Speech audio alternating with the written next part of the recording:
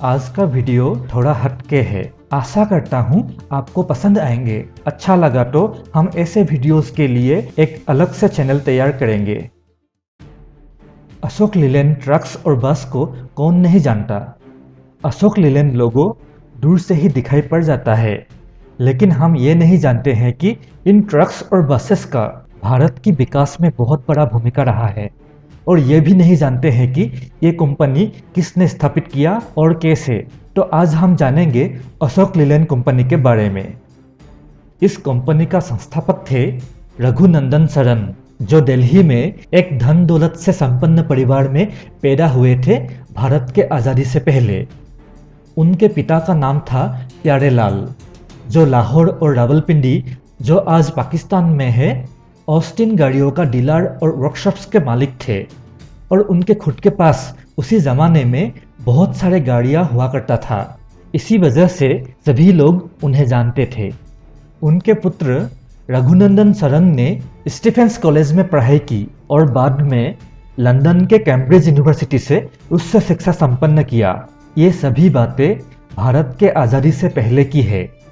Cambridge से लौटने के बाद वो सब कुछ छोड़कर आज़ादी के जंग में उतर गए। तब उनका जवाहरलाल नेहरू से अच्छा जान पहचान हो गया और दोनों को एक साथ कई बार जेल भी जाना पड़ा। आज़ादी के बाद जवाहरलाल नेहरू भारत के प्रधानमंत्री बने।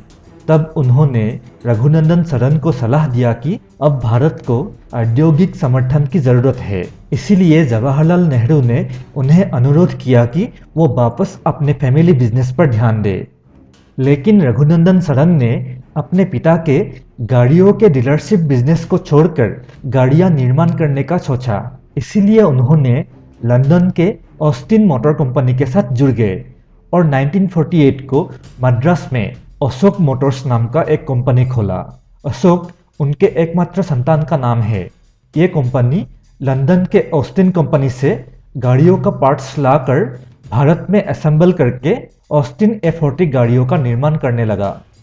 इसी बीच उनको लगा कि भारत के लोगों को असल में निजी गाड़ी की नहीं बल्कि ट्रक्स और बसेस की ज़रूरत है।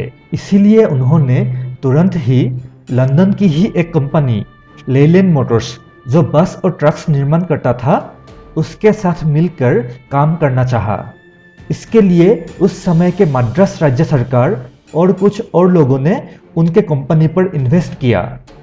लेकिन इसी बीच 1953 में रघुनंदन शरण जी का विमान दुर्घटना में मौत हो गई और इस दुखद हादसा के एक साल बाद 1954 में लंदन के लीलैंड मोटर्स और भारत के अशोक मोटर्स बिजनेस पार्टनर बने और स्थापित हुआ अशोक लीलैंड कंपनी। इस कंपनी ने जल्दी ही कॉमर्शियल व्हीकल्स निर्माण करना शुरू किया और देखते ही देखते भारत के एक सबसे बड़ा वाणिज्यिक वाहन बनाने वाला कंपनी बन गया। साल 1975 में लीलैंड मोटर्स के साथ पार्टनरशिप खत्म हो गया। साल 1975 के बाद भी इस कंपनी ने कई उन्नत वाहन तैयार किए, जो अभी भी कुछ जगहों पर चल रही है। और 1983 में लंदन में स्थित एक भारतीय कंपनी हिंदुजा ग्रुप ने अशोक लीलैंड कंपनी को खरीद लिया। तो ये था एक बहुत बड़ा कंपनी अशोक लीलैंड का इतिहास। आशा करता हूँ इस कैटेगरी का पहला वीडियो आप लोगों को अच्छा लगा होगा। ऐसे ही दूसरे कंपनीज जैसे मारुति, महिंद्रा, टाटा मोटर्स और भी बहुत सारे कंपनीज के बारे में जानना चाहते हैं तो कमेंट में ज़रूर बताएं। और हम आप लोगों के लिए इस तरह के वीडियो के साथ एक दूसरा चैनल तैयार करेंगे।